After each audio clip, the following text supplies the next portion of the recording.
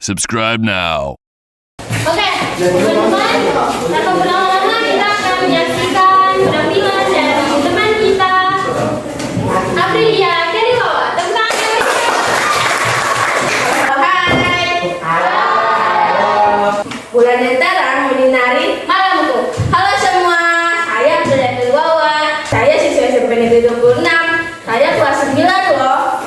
Berdirinya saya di sini, saya ingin membawakan satu cerita dari Jakarta yang berjudul Si Pitung. Simak baik-baik ya ceritanya.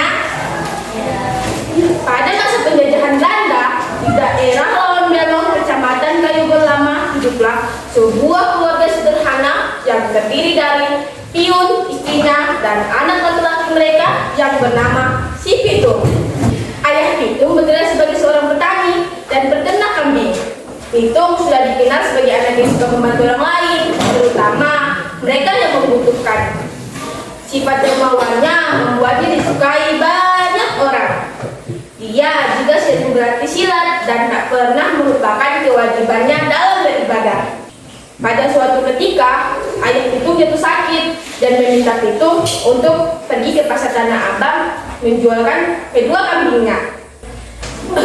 Pitung, Babeh lagi kurang enak badan. Tolong lo jualin kambing-kambing ini ke pasar ya. Baik deh, jawab Pitung dengan senang. Tak lama kemudian, kambing tersebut berhasil dijual dengan cepat. Namun ketika perjalanan Pitung pulang, Pitung dihadang oleh segerombolan preman. Heh, mau kemana lo? Tanya salah satu preman sambil menggeledah kantung Pitung. Mau pulang bang, tanya Pitung dengan tenang. Sampainya ia di rumah, ia baru menyadari bahwa uang hasil penjualan kambingnya telah diambil oleh para preman tadi. Dia pun bergegas kembali ke tempat di mana dia menemukan preman tadi. Tanpa menunggu waktu yang lama, dia berhasil mendapatkan kembali uangnya dan berhasil menghasut semua premannya. Pitung memiliki dua sahabat dekat yang bernama Ki dan Rais. Mereka siap membantu Pitung dalam situasi apapun. Dengan kondisi ekonomi yang sangat sulit, masyarakat banyak yang mengalami penindasan kekuasaan, centeng, dan para penjajahan.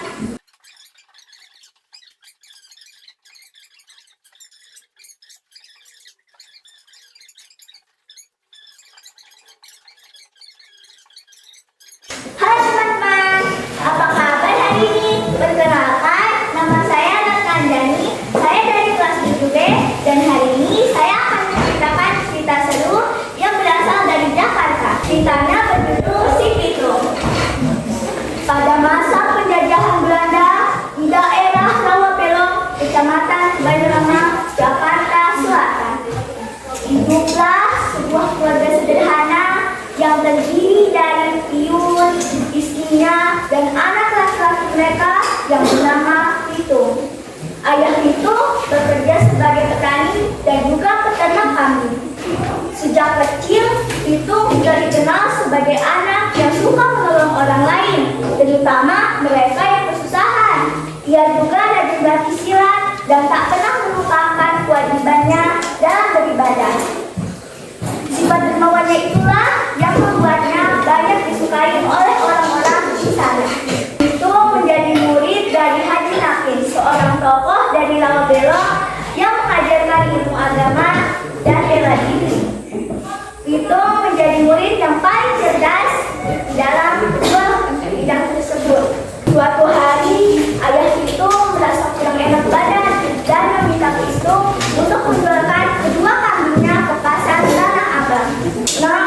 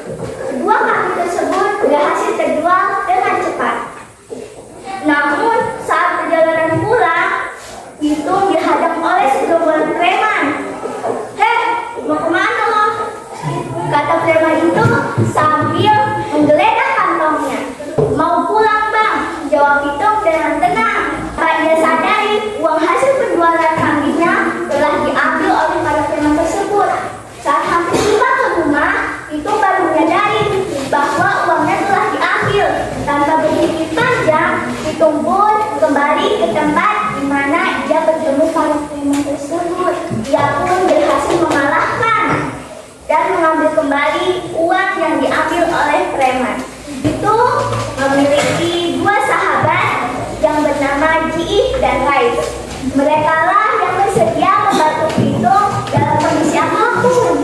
Pada masa itu, kondisi ekonomi sedang sulit, sehingga banyak masyarakat yang menjadi korban penindasan oleh tuan tanah, centeng, serta penjajah.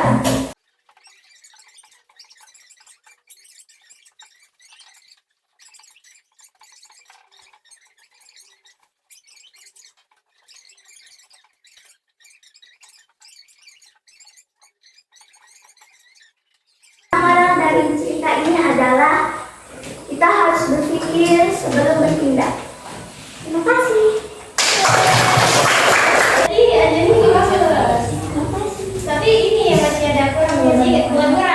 Kan ini dia punya toko utama kan di Pitung toh. Jadi jangan suara itu tuh jangan diulang terus. Di depan Messi, Fitri, Malaysia sama Euro. Siapa? Yewe. Jangan aku bawain beli. Timur Mas. Media kayak itu. Media. Karena Mila. Media. Kayak macam barang-barang ini. Campurnya itu ada apa saja? Ada apa? Yang sumbi, yang sumbi. Kok bawaannya? Contohnya dong, kayak macam diceritanya tuh pas di toko anjing tuh. Nah, nanti tuh kamu macam kira-kira dia. Tadi tuh kita semua tuh bagus dalam pengucapannya, pengapalannya, tapi kayak kurang pergerakan. Padahal sebenarnya itu kan utama kan. Biar kan terlihat kayak tidak terlalu kaku, tidak terlalu linglung. Nah, jangan salah. Jalan-jalan sampai sini, habis itu jalan lagi. Woi, macam cerita si pendek toh. Udah tambah juga, tambah. Tapi pakai kamu bahasa juga. Jangan bicara keburukan, hargai.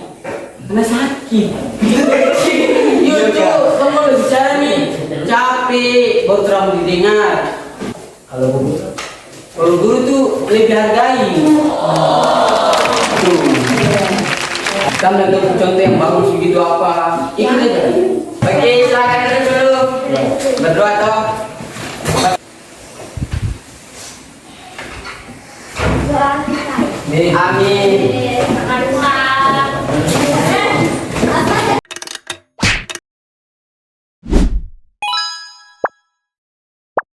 Kita itu tak kebutuh kasih sayang. Kiri, putar-putar jari, kanan kanan kiri, kanan kanan bide.